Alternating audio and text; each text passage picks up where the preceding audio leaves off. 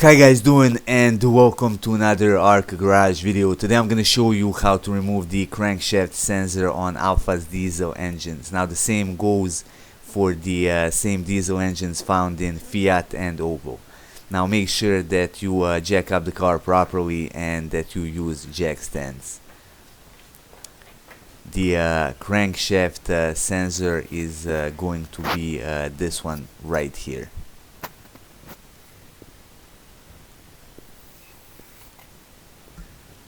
Now to unplug the connector, pull this yellow piece out and press on this little black clip. Just like that. You're gonna need a 5mm Allen socket to undo one screw which holds the sensor in place. The screw is kinda hard to see since it is located above the sensor, but you can still easily undo it.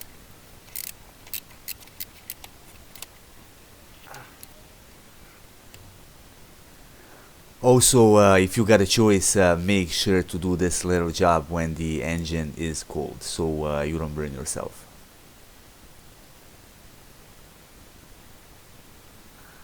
Alright, here's the screw. Now I'm gonna pull the sensor out. It might be stuck a little bit in place, just wiggle it, and here it is.